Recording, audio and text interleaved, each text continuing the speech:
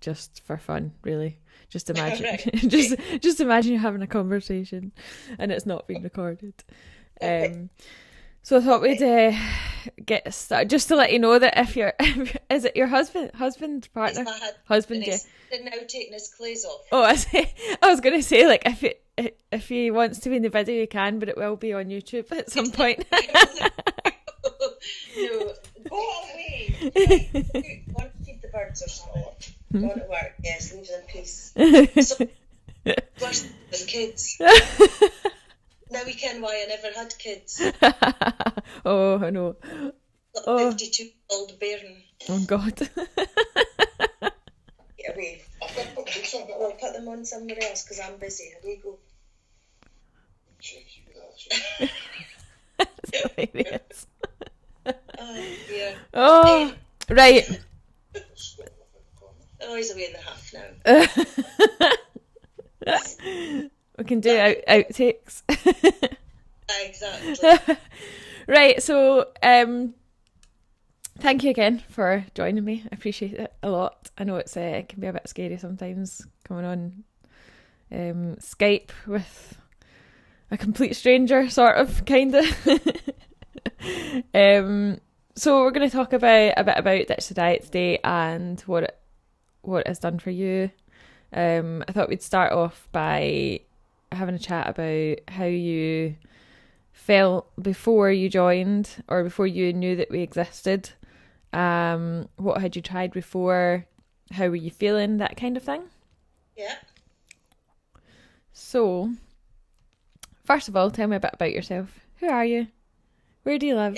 I live in Scottish Borders. I live in Hoyk, which is the middle of nowhere, but I like it. I've lived here my life.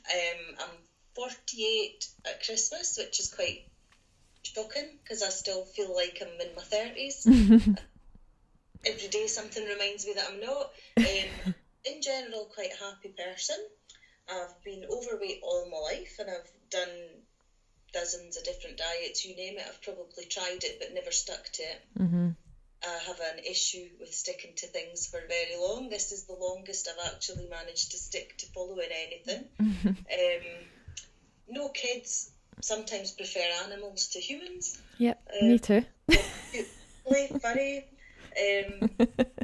As you met, my husband, he's off his head, basically. All day, every day. Moment. And I work in an office where I sit a lot, which started my most recent weight gain. I changed for being what I didn't realise was an active job. I worked in a travel agents, but you were up and down serving people, getting brochures, lifting heavy weights and brochures and things, which actually kept you fitter than I would have realised. And then I joined the government, which is just sitting at a desk, and that prompted a huge weight gain unexpectedly. Well, that prompted us to join. You'll have heard of it, Rosemary Conley. Oh yeah. Years ago, they had classes, but it's more, they run exercise classes and they did a little bit about food, and it was more about doing the exercise, and I still go to the exercise classes twice a week. I really enjoy them. Yeah. But I followed anything about the diet side of that because less than 5% fat. They had like their own brand of cheese, which might as well just have been rubber. It was disgusting. Oh God. So I just never bothered with that, just did the exercise, and I enjoy that. I really enjoy it. That's good. I think it's important when it comes to exercise that you find something that you actually like to do.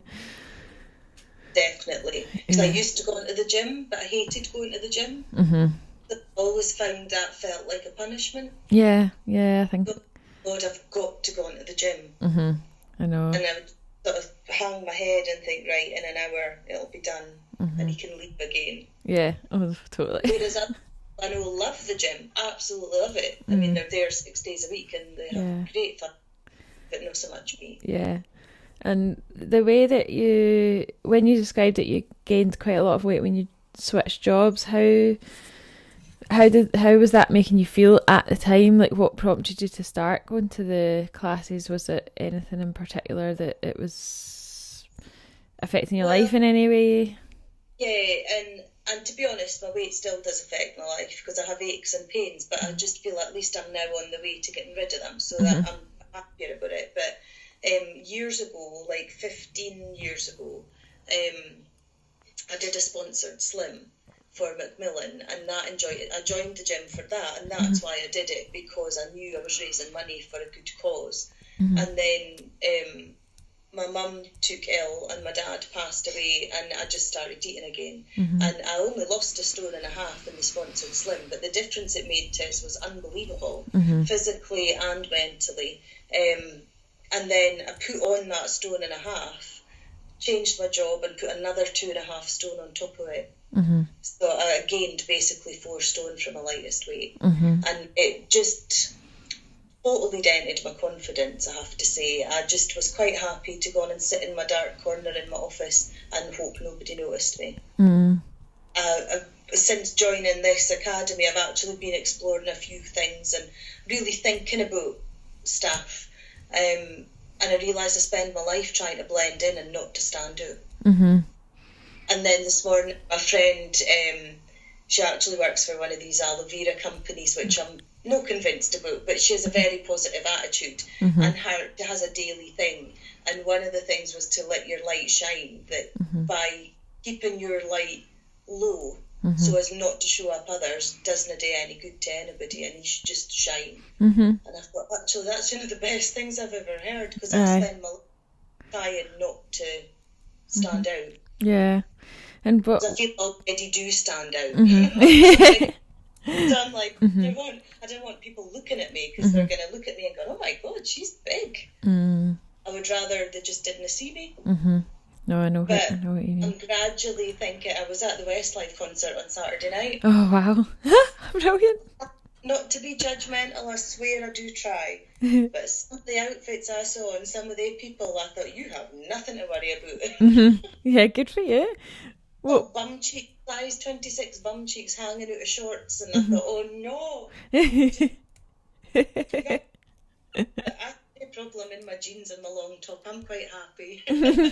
That's what it's all about, though. It's feeling confident in yourself. Like a lot of people that I speak to, it's quite common for people to think, I'll be happy when, I'll be more confident when I do this, when I do that, and for me it's important, I think, to understand that you can be happy and you can feel confident at the moment and still want to make changes at the same time.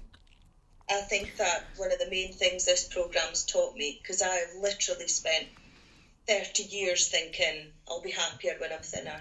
Like, being thinner is going to fix every problem that ever comes along in life, because they're all going to magically disappear because you're thinner. And I think that's what this has kind of taught me, in like the community on Facebook, reading other people's posts, realising I'm not the only person that does things or feels a certain way. It makes us feel so much better about myself, and I didn't beat myself up anymore, whereas I used to. Yeah, that's a big change. Years beating myself up. Yeah. Or joining this, failing that, no losing as much weight as my friends, and oh my God, I wish I could go on back in time and just enjoy it. Yeah. So what else had you tried before you joined Ditch the Diet? Well, the first thing I tried was the Cambridge diet, when it was, oh my God. That's one of the worst, I think. It really makes us feel sick thinking about it. Things you used to eat, it was like a bar. Oh, cement is the closest thing I can kind of, or it was kind of like a bar of polyfiller. That's what, and they coated it in chocolate. Yeah, so that was alright, you were getting chocolate. And I did lose weight on that, but within about 5 weeks of coming off it, I'd put everything back on and a bit extra. I've tried Slimming World several times, I've tried Weight Watchers several times, Spotted Slimmers several times, and I just cannot stick to a diet where somebody dictates what you're allowed to eat. What was your... These years to discover I can't do that. Yeah. But would you say that was the main reason why you found it difficult to stick to them? Yeah, because there's somebody dictating you have to keep to, I don't care what it was, checks, points, and having to work out how many calories. They'd be better just saying stick to 2,000 calories or 1,500 calories. This whole converting it to something made it. I know. It's confusing. Who thought of that? I don't know. That checks are better than I know. like something to a fictitious number. Yeah, they're just a made up thing, really, And to try and confuse you. Lemon World especially, like it really freaked me out that you could eat 25 Muller Lights. Mm-hmm. And I cannot stand Muller Light. Just the thought of them now makes us gag. I know. But all my friends did it. They all lost loads of weight. They all felt fab and basically told us that I should be able to lose weight on it. Because everybody can lose weight on it. It works for everybody. I've never met anybody it doesn't work for. Yeah. And I'm like, hello, I'm here. It doesn't work for me. And Then I'm told, why can you not just eat normal food like everybody else? I know, that's the problem with these things, is that they don't teach you how to, they don't teach you how to live your life after the diet. So that's why almost 85% of people gain the weight back that they've lost, plus more. I remember when I did the Cambridge diet, I was only about 18 at the time. And I remember the doctor saying to me, because I put on a lot of weight afterwards, and I went to the doctor, there's something wrong with me. I've done the Cambridge diet and I've lost weight. And he said, yeah, unfortunately, all you see is the hype about how successful it is.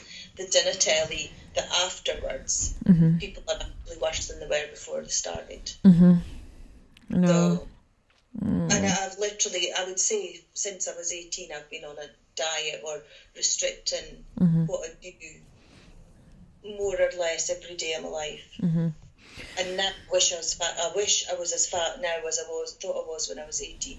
So when I was 18, I was probably a size 18. And I've been right up to a size 28 since then. Yeah. And I think, God, I was all right when I was 18 because I'm tall. Yeah.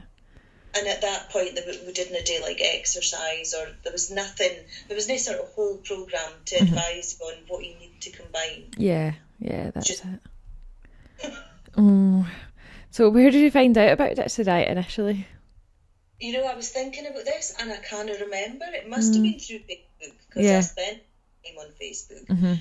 So somebody I know must have commented or shared something, and I was hooked for day one. I was like, this is my kind of programme, because it's real people. Yeah. And the fact that you would freely admit that you've had ups and downs, instead of being size 10 Susan at the front of the class that pretend never eat in her life. What I need in my life is real people that are happy to admit that there's ups and downs and say, what, I've had a shit week. Yeah. But next week's going to be better. That's my person. Yeah. And oh God, yeah, I'll be the first one to tell you when I've had a shit week. The last time I went to Slimming World in Edinburgh, and the woman would be not far off of my size, and she had knee-length boots on that were only zipped up halfway because her legs were too fat for the boots, and she's standing lecturing people, oh, you've put on a pound this week, what have you done? And I'm thinking, I can't listen to you, because you're standing there fatter than most of the people in the class, and yet you're saying to them, you've put on a pound, basically stand in a corner. And the public shaming, that just, no, it's awful. It really is awful. It's really no good for folks' mental health. It's not. No, it's not. Shaming someone is just the worst form of emotional stress possible, especially when you're already feeling vulnerable as it is going to groups like that. You're sitting horseshoe and it's the creeping death. How did you get on? Or oh, they've lost 4 pounds this week. How did you not do that? How much are you going to lose for next week? I have no clue how much I'm going to lose next week, because there's an awful lot of things can happen between now and next week. And then, oh, you said last week you would lose 4 pounds for this week. I'd love to lose 4 pounds in a week, but it's not going to happen. No, exactly. But decided there and then, that's it, I give up. And I just tried to plod along on my own, which didn't really work either. So I was so happy when I came across walk the talk and ditch the diet. That was just made a huge difference to me. That's good. And what was different about what's different about Ditch the Diet to anything that you've done before? The fact that there's no an eating plan. that it says to you, like, I love how they're and bobs about things that are really good for you, why they're good for you, like recipes, meal plans, that kind of thing. But nobody's saying you must eat X amount of this in a week, none of that in a week. You're never going to look at a biscuit again in your life. Like, just like that. But I can also see how people that have been following the sort of traditional diet plans struggle with that because they're used to being told what they can and can't eat. Yeah. And I think it does take quite a while to actually undo that. Oh, it does, yeah, big time. And sometimes I would love to say to you, Rachel, go and just tell us what I have to eat for the next fortnight. Because I kind of think about it. That's why I've started to introduce monthly sample meal plans now, because it's something that I was really against doing in the beginning. For one, it's actually against the law to tell someone what to eat. Oh, really? Yeah. A lot of people don't realise this, that it's not something that you can, as a nutritionist, you can get insurance for, to actually prescribe to someone what exactly you want them to eat for breakfast, lunch and dinner. But it's something that people ask me for all the time, so I thought I'd put together some samples, and we'll continue to do this for the rest of the year to see what improvements it makes to people, because members are asking all the time. I just want to know, like, roughly what I should eat, what I shouldn't eat. So I thought I'll put together some sample meal plans, and it seems to have gone down really well. So it helps, doesn't it? Well, it takes the thinking out of it. Yeah, that's my problem. If I was left to my own devices, I'd probably eat the same thing every day. It's nice to get that bit of variety and a bit of idea for new things. So that's why we decided to put that into the monthly content now, is to add a new sample meal plan every month, just to give people a fresh perspective on food. Yeah, and I struggle with the nutrition side of things. I'm not really up to speed on, like, what things are good for you or what you should be avoiding, like, in huge numbers and stuff like that. Good for me to have somebody giving us just suggestions, really, and I know they'll be quite balanced without having to sit and actually read up on everything that's in it. And so that helps me, but I wouldn't say that I kind of follow something if somebody said you must have this. I'll scan it and think I really fancy that. I'll have. That's next on the list today, is my meal planning for the week. And I sometimes sit there with a blank sheet for a long time. Yeah. It's thinking of things that keep it fresh, isn't it? And so you don't get too bored, because you risk getting bored as well. So what's changed? Like, what are the biggest changes that you've noticed in your life? Like, since, how long have you been a member now? I started in October. Yeah. When we did the founders. That's right. Yeah. I started that, and I did think I would do it a week for a week, but we're now June and I'm still only on week 8. Yeah. So it's learner. But that's what I like about it. I like the fact that you stressed at the beginning it's no a race. You're in it as long as you want to be in it. And I think really differently now. I'm no so much looking to hide away, and I feel much more confident now, which is only coming through reading things on your blogs and interacting with other members, hearing that they are basically normal people like me. Yeah, exactly.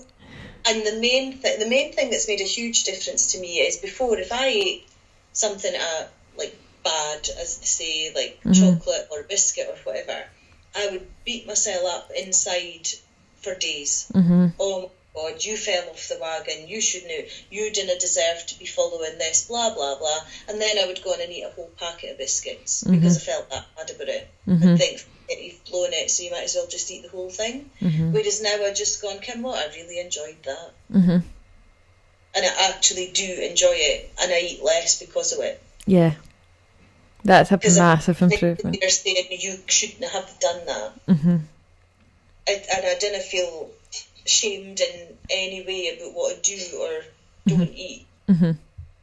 That's big progress. But that naturally allows us to make better choices. Yeah, that's it. When you take away the restriction. Yeah. Big time. It does. I would say the one thing I am guilty of, though, still, is putting my food into my Fitness Pal. Mm-hmm. Just so that I can see, like, I'm really bad for no getting much protein in my diet. Uh-huh. I'm quite for that, and probably eating too much salt. So it's just to kind of keep a track, like if I'm off the scale with something, I think, yeah, you need to have that doing a bit. Yeah. And I use my Fitbit to track my activity. Yeah. But I wouldn't say I'm obsessed about it, but I do like to know that I've done enough. Mm-hmm. Because I would sit on my backside all day sometimes and then do 5 minutes walk and think, oh, well, I've been active. Mm-hmm. But if it says 5 minutes rather than 30, you're like, yeah, you really can't hide from it. I know. I think step trackers and activity trackers are a really good tool, especially if you have quite a sedentary job.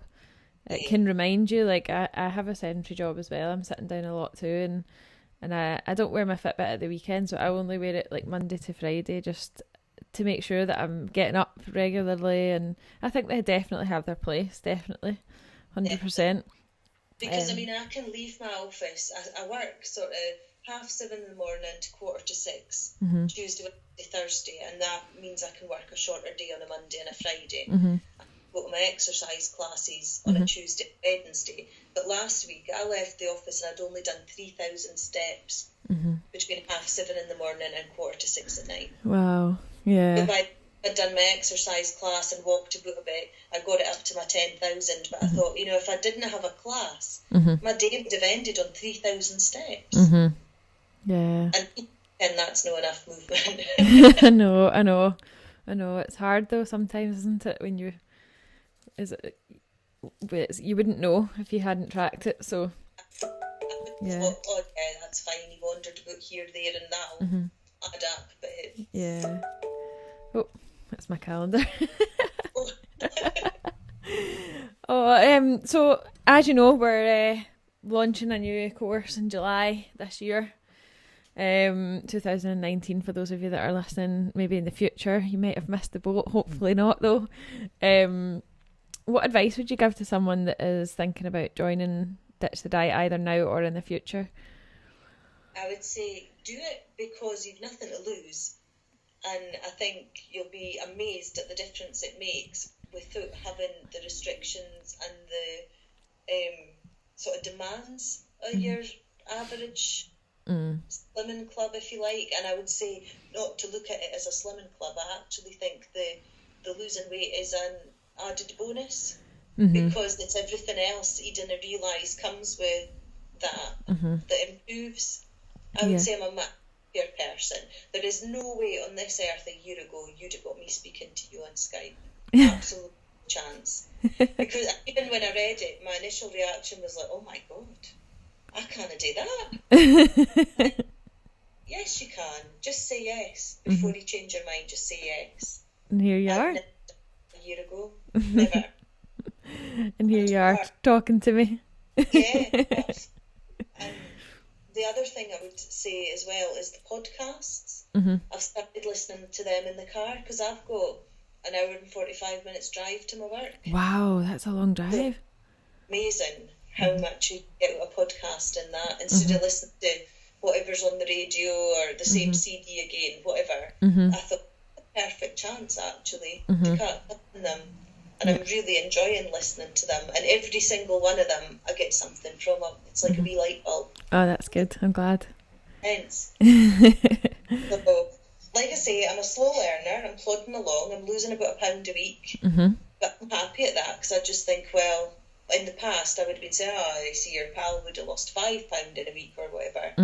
But I stopped comparing myself to other people. That's brilliant. I think we're all individual. Yeah. Brilliant. But at least there's a group of individuals together. Yeah, that's it. Excellent. Thank you so much. No problem.